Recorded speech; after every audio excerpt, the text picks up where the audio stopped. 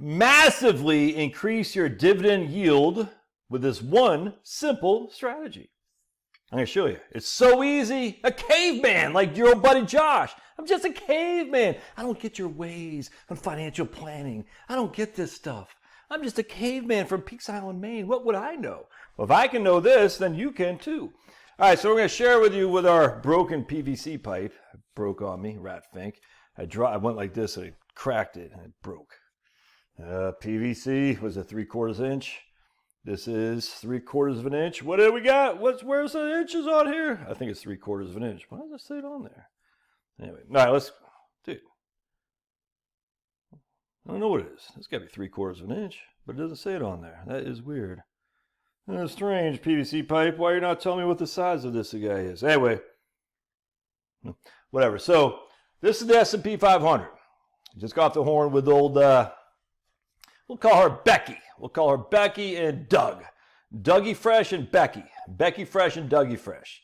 And just got off the phone with them, and they're building a pretty solid dividend strategy.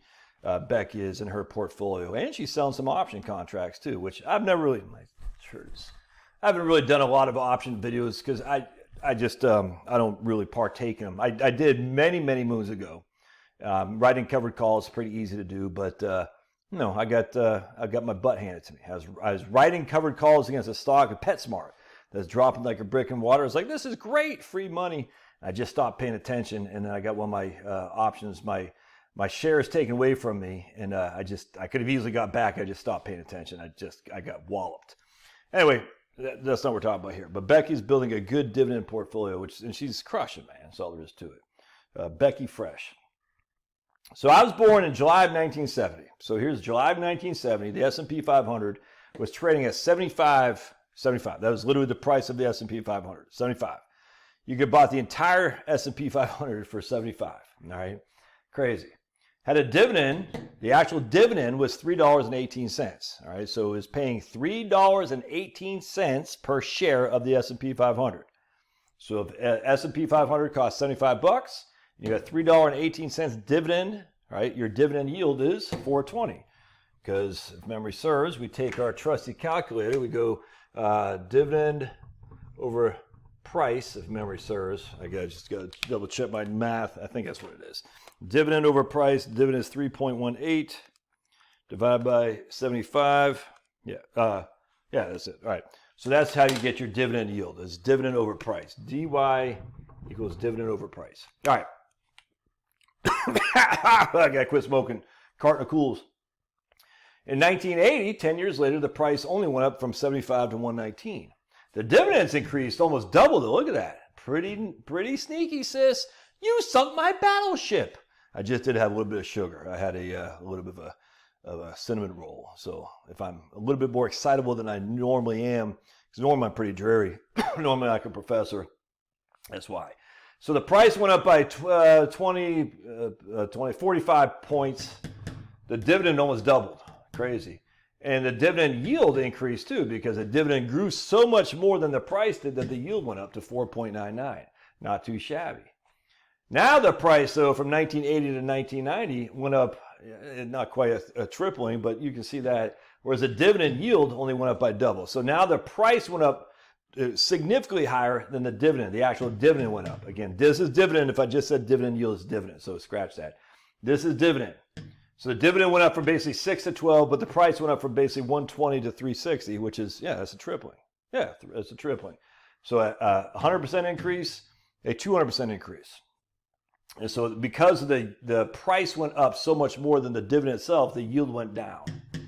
Here, from 1990 to 2000, the price went from 360 to 1473. I mean, that's almost a quadrupling. The dividend itself only went up by $5 a share. That's a 50%. So the dividend went up by 50%, where the price went up by 400% or something like that. And so now the dividend yield is at 1.13. From 2000 to 2010, the price went from down 40% basically. The dividend went up by 6%, $6 though. So we went down 40% here. The dividend still kept going up, and now the dividend yield is higher because the price fell. The dividend actually went up, and as such, the dividend yield went up. Where we are today, the price is $46.85. The dividend is $70.24, and the dividend yield is 150. All right, that's the histoire, as we like to say in France, because I'm Parisian, of the S&P 500. Now, where is my great strategy here? You want to see where my great strategy is? Let's say you bought in 1990. All right, I'm still in the Army, but let's just say I bought one share of the S&P 500 at 360. All right, I'm going to say I bought one share at 360. My dividend was $11.73. My dividend was 3.26. All right, so that's what we're going to start with. All right, now fast forward till today. Hold a second. Fast forward till today. That's 30 years later. The dividends are paying $70.24. All right. My one share is now worth $46.85. That doesn't matter though. What matters is I'm getting $70 the dividend over the price of 360. What's my current dividend yield?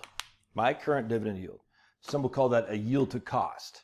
I'm just saying my current dividend yield, because your dividend yield is the dividend divided by the price. My price isn't this. My price is that. So $70.24 divided by 360, I have a 19.5% dividend yield. 19.5%. Not too shabby, is it not? No, it's not. Let's say I bought it in 1980 when I was 10 years old, still in diapers. You know what I'm saying? What are you chomping on, chomps? So I have a, what we got? $70. We got $70.24 as the current dividend divided by a price of $119. And that's, that's 40 years ago, but that's I was around then. Most of you guys were too.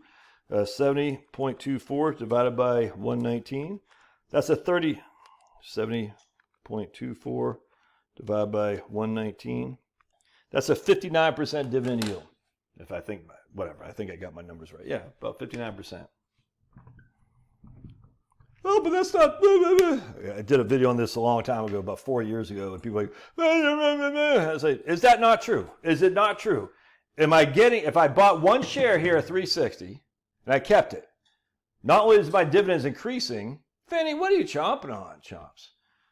My dividends have been increasing, but now I got $70.24 as a dividend on what my price was, 360. So my dividend yield is right there, 19.5%, even though the S&P 500 dividend yield is only 1.5. This is for people who are buying it today. People who are buying it today. I did not buy it today. I bought it in 1990. That is how you massively increase your dividend yield, by buying it and holding it until you're dead. And that's the S&P 500. Another thing that's pretty cool too is just look at that increase in dividends right there. And again, they stopped increasing dividends so much because they started buying back shares. And I don't like that. That's why you have this massive increase right here. Massive share increase repurchases and less paying a dividend yield. But let's check this out. So we go, and we're going to start, we'll start in 1990. But $11.73 is our dividend. We got 30 years, well, 33 years really. Oh, did I say 33? I did. 33 years, 70.24, Finnegan. And so that we have a dividend yield increase of 5.5% a year, right here. 5.5% a year. That's not too shabby. Even when we had market chaos. Look, 1473 to 1079. All right, so now we go to what the price increase. So we got 360, 4685. That's 8.08. So this increased by 5.5%. That increased by 8.08% a year.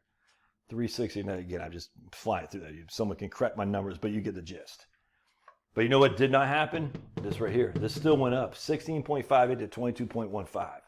16.58. And that's over 10 years to 22.85. That's a 3.2% increase in dividends while the market was getting knocked around. And the interesting thing was telling old Becky Fresh, I was like, you know what's interesting is, and I haven't looked at this, but I can almost assure you that a lot of the blue chip dividend stocks in the 2007, 2008, 2009 did not get hammered. I mean, they might have gone down, but not to the extent that bank stocks. Remember, bank stocks were getting hammered left and right. Remember, banks were actually only paying 1 penny a dividend, some of these stocks. I can't remember which ones. It's been so long. Why were they still paying a penny? To make sure they could pay their preferred stocks. But I mean, these dividends were getting crushed in bank stocks. Bank stocks got crushed. Did Johnson & Johnson get... Actually, let's take a look. Let's see what J&J did. Hold on a second. Just your case, and if you're wondering where I got the information, it's from politicalcalculations.com. I love political calculations. Let's go to Portfolio Visualizer. We're going to see what J&J did here. So J&J, isn't that J&J? Johnson & Johnson. Yep. And let's see what their share price did in 2000 to 2010.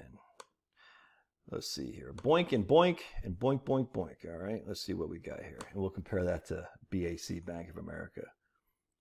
Yeah, look at that. J&J, $10,000, and it fell from right here. The worst drawdown was 27.85. Let's compare that to Bank of America. And I don't know the answer to this. I could, show myself to be incompetent as a caveman that I am. Let's see, compare that to Bank of America. Did I hit analyze? Did I not? I did. Worst, oh God, dude, 91%. Look at that. That's freaking crazy. Look at that. Let's compare it to, was VDIGX around back then? Let's see. We're going to go to right here. Okay, let's just compare it to this guy right here. And we're going to put in, I think we can put in an index as well here. Benchmark, Vanguard right there. Okay. Oop, my Max run out of juice, so we're going to end this real quick. VDIGX, yeah, 41%. See, it's the dividend stocks, man, they did okay in this part of this scenario. And then obviously this right here, the red is the Bank of America, but the dividend stocks, other than the bank stocks, they held their own in 2000, 2001, and 2, and then 2007, 8, 9. It was the bank stocks that got crushed. Crazy. All right, I'm running out of juice. I'm going to let you guys go. God bless. Love to hear your thoughts. And I'll put the link to political calculations in the doobie-doo. See ya.